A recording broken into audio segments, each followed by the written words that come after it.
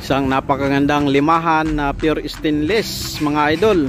Merong bumper, dalawang antena, double belt, mayroong dalawang handle, may visor, ladder sa front, carrier, design ng mag wheels, siyempre naka mags, mayroong carrier sa likod, tensional bumper, driver side,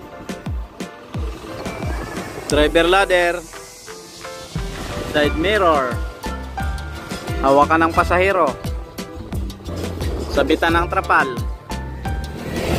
toolbox, pintuan, yan yung kanyang upuan. So ayan, welcome back po mga idol sa ating panibagong vlog sa ating YouTube channel, Mr. Rims TV Official. So ngayong araw po mga idol ay mayroon tayong bagong i-release itong ating old model but gold. Ayan, itong ating limahan na sidecar, pure stainless po ito mga idol. Siyempre mga idol, ang unit na ito ay kasang YTX na 125. So ipapakita ko po mga idol yung kanyang mga accessories. So ito yung accessories natin sa harapan. Nilagyan natin siya ng bumper, dalawang asungot itong dalawang antena mga idol, tapos meron siyang double belt at saka itong ladder to front to. Yan siya mga idol. Siyempre mga idol, nilagyan din natin siya ng carrier. Yan, upholstery type nga po pala ang unit na ito, kombinasyon ng black and red. Dito naman tayo sa driver side. So stainless driver side, mayroon siyang windshield, siyempre mayroon siyang side mirror, at mayroon siyang visor sa driver side mga idol. So mayroon siyang lagayan ng tolls. Ayan. So dito naman sa gilid, nilagyan din natin siya ng driver ladder. Ayan, driver ladder po yan. Pure stainless po ito mga idol. Ayan. Ito tayo sa likuran. Ayan. Ito naman po mga idol yung likod ng ating unit. Ayan, nilagyan din natin siya ng bumper dito. Ayan. Tapos carrier din na maliit dito sa likod. Saka design ito mga idol, yung design ng sandalan, kung gustong patangkaran ni idol ng upuan na pwedeng ibagay dyan. Siyempre pati sa nipa stainless na rin po yan.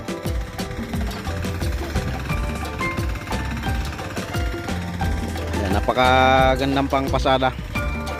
Sa mga gusto pong magpagawa nito, pwede po. Pumunta lang po kayo dito sa atin sa 5B Welding Shop Kabuyaw para makapagpagawa kayo ng ganitong unit.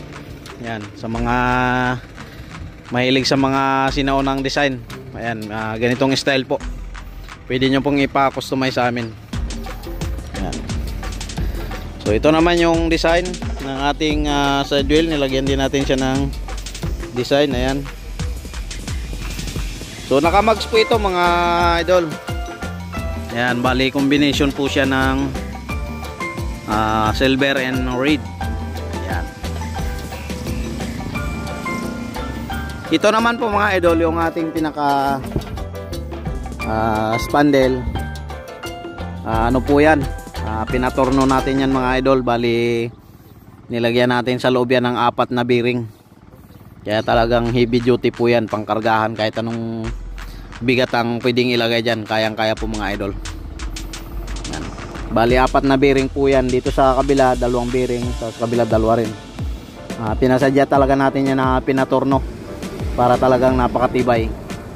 Yun nga lang, kapag nagpalit po kayo mga idol, 4 na piraso yung kailangan nyong ipalit.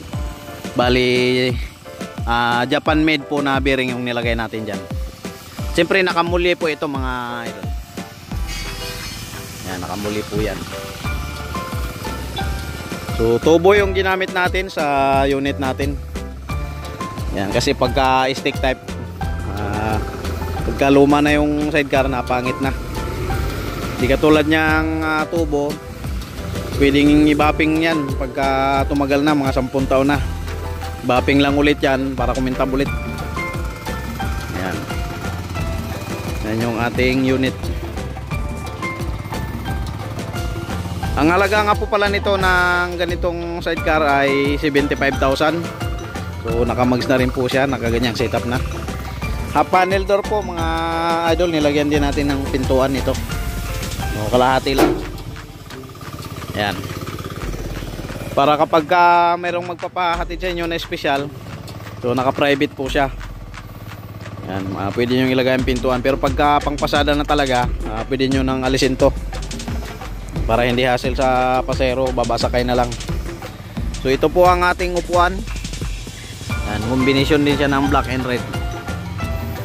Ayan. Ito naman yung ating flooring, stainless. So ito yung ating apakan. Ayan, mga idol. So ano pang inintay nyo mga idol, pumunta na po kayo dito sa 5E Welding Shop Cabuyao, dito sa Villa Estela Subdivision, Barangay Baclaran, Cabuyao City, Laguna. Madali po tayong mahanap mga idol kapag search nyo lang po sa YouTube, Google Map. Search nyo lang po yung 5E Welding Shop Cabuyao. Yung E mga idol, yung Eagle po. Yan, 5E Welding Shop. Yan, sana magustuhan nyo mga idol yung ganitong ginagawa nating content. Huwag nyo pong kalimutan na i-like, mag-comment po kayo mga idol at i-share po. At syempre sa mga hindi pa nakasubscribe, pindutin nyo na po ang subscribe button para lagi po kayong updated mga idol sa mga vlog na ina-upload natin ng mga ganitong klase ng unit. Maraming salamat po mga idol. God bless you po sa inyong lahat.